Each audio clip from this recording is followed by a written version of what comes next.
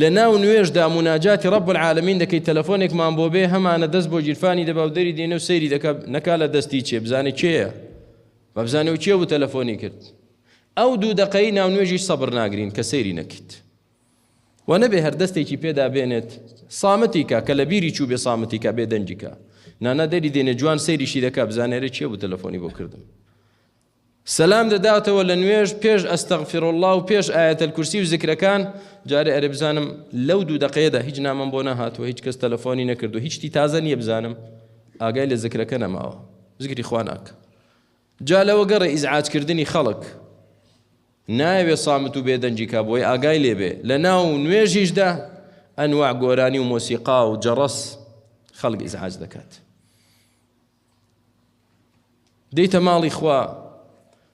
بۆ عیبادەت بگرە دەچیتە حەج و عومرە زۆربەی هەرە زۆری خەڵک بەچیەوە مەشغوڵە جاران خەڵک دەچوو حەج و عومرە بەوە مەشغوڵ بۆ قورئانی دەخوێن تەوافی دەکرد زیکری دەکرد نوێژی دەکرد ئێستا هەرە زۆری یا بە ڕەسمگرتنەوە مەشغوڵە یا دیسان بە مۆبایلەکەیەوە مەشغوڵە و بە دووادا دەچێت ئەوە ئینستاگرامە و ئەوە واتساپ و ئەوە نازانم فەیسبووکە و ئەوە چییە و کاتمانی هەمووی برد